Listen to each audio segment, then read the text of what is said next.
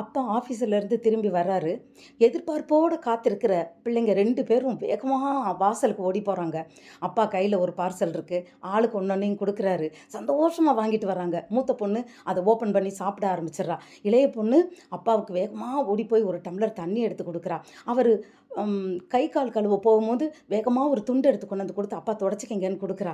இவள் தான் அன்பான மகள் இல்லையா?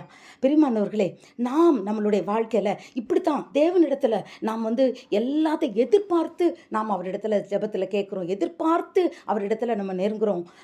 என் பிள்ளை நல்லா இருக்கணும், என் பிள்ளை நல்லா படிக்கணும், படித்த உடனே என் பிள்ளைக்கு நல்ல வேலை கிடைக்கணும், வேலை கிடைச்ச உடனே என் பிள்ளைக்கு நல்ல திருமண வாழ்க்கை கிடைச்ச உடனே நல்ல மனைவியாக கிடைக்கணும், அப்புறம் நல்லா சீக்கிரமாக குழந்தை பிறக்கணும். இப்படி நம்ம எதிர்பார்ப்பு கடைசி வரையிலும் போய்கொண்டே இருக்கிறது.